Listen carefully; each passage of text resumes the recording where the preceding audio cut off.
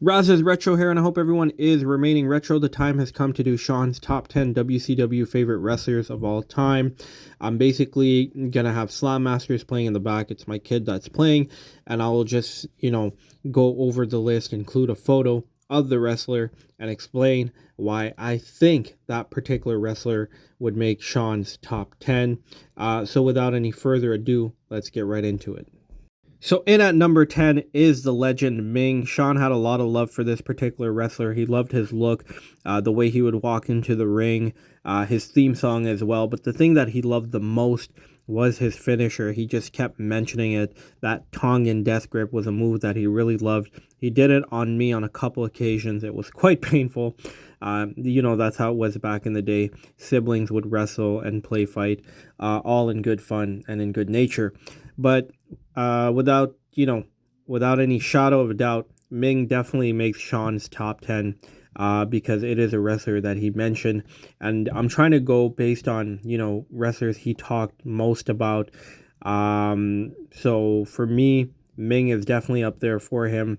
So this is why I put Ming at number 10. In at number 9 is Wrath. This is a wrestler Sean had a lot of love for as well.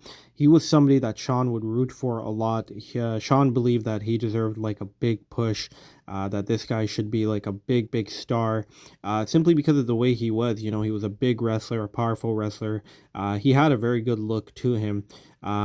So this was the reason why I put him at number 9 or even in Sean's top 10 is because this was one wrestler that Sean saw a lot of potential in. He's definitely not in Sean's top 5, but he does make Sean's top 10 because this was one wrestler that he would talk about in terms of, great potential that he felt could do a lot of good for the business of wrestling, in particular WCW. In at number 8 is the man himself, Dean Malenko, the Iceman, the man of 1,000 holds. Sean just loved a lot of things about this guy, his demeanor, the way he would walk in, his theme song as well, but in particular, just how technically good he was as a wrestler. He loved his Texas Cloverleaf, which was his finisher, which was something that Sean had performed on me as well. Not pleasant, it was quite painful, but a great guy to watch, and he just loved the fact that he never showed emotions. So in at number 8 is Dean Malenko. In at number 7 is Brian Adams, who is no longer with us. He passed away, I think it was around 2007. But Brian Adams, may God rest his soul, was a great wrestler. He looked like $1,000,000. He was a good-looking guy, strong, powerful, had a very deep voice as well. Sean felt that this guy should have even at one point been like the leader of the NWO because of his, demeanor and whatnot. But they really didn't do much with him. He ended up being on the B team with the NWO. I don't remember too much afterwards how his career panned out in WCW, but unfortunately they didn't really do much with him from what I recall, which is a shame because in terms of, how he looked, he's somebody that could have definitely been a big star.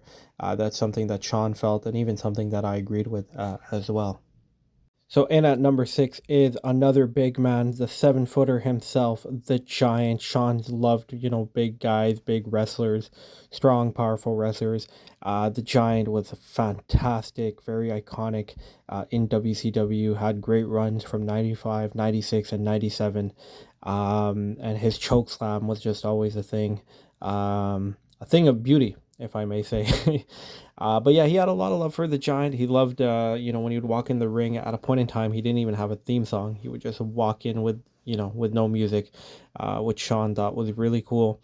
So this was a wrestler that he would talk a lot about, and really he enjoyed his time in WCW. He would later on go on to WWE and become the Big Show. In at number 5 is the legend himself, styling, limousine riding, profiling, high riding. I don't know if I'm saying it correctly, but you know who I'm talking about. The one and only, the Nature Boy, Ric Flair.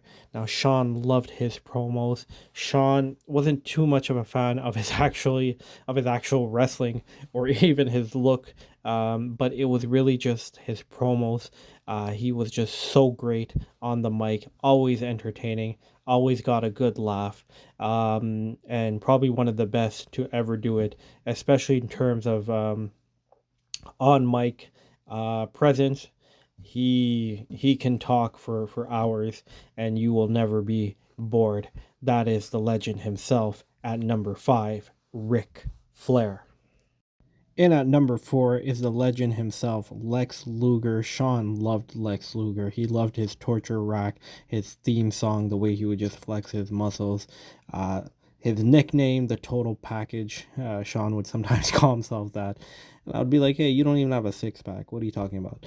But on a serious note, though, yeah, he had a lot of love. He loved watching Lex Luger. He was a great wrestler, great to watch. A lot of intensity, right, when he would come into the ring. And this was just one wrestler that he would like to mimic a lot. Probably one of the wrestlers that he mimicked the most. And whenever he would come in, he would, mimic the way he would flex his muscles and, just walk into the ring. And unfortunately, I have been a victim of the torture rack via Sean. So he had a lot of fun watching Lex Luger, and he is our number 4. In at number 3 is the genetic freak himself, Scott Steiner. Now, Sean had a lot of love for Scott Steiner when he joined the NWO. Prior to that, he didn't care for Scott Steiner. Let's just put it that way. But basically, when he came to the NWO, he changed his look. He became the genetic freak. Sean just loved his look, and he loved, some of the things he would say, his promos, especially later on in WCW around 1999 onwards. Scott Steiner had some really funny and good promos. Sean even had an email that was something along the lines of like Big Papa something, but basically it was dedicated to him.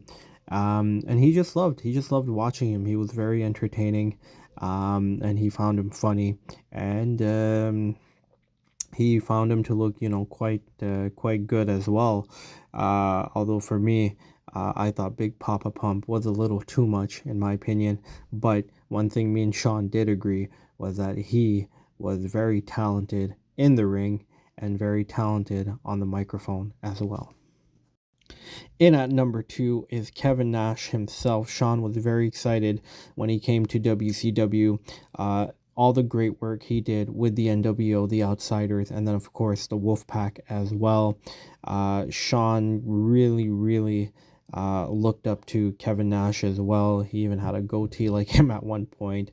He also had another email as well, which was similar to, it had to do with Kevin Nash. I think it was like Nash Sean or something like that. I can't remember. But something along that lines. He even had, I think, like a Kevin Nash T-shirt. He was a big Kevin Nash fan. That much I know. Whenever we would talk about wrestling, WCW, Sting, obviously, which I already gave away, was his favorite. But you guys already know that. But Kevin Nash, Scott Steiner, Lex Luger, these were other wrestlers that he would talk a lot about. And a lot of times when we'd play wrestling games, he would select Kevin Nash as well.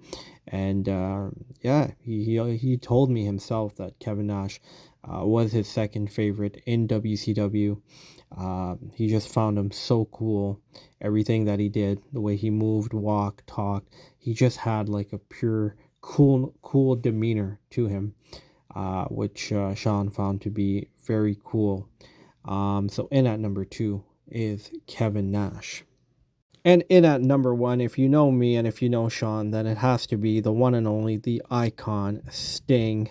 It's no surprise, the moment he saw Sting, he felt that, man, this was a very special and cool wrestler.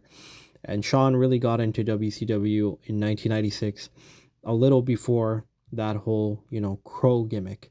But once he, took on that persona, Sean really loved.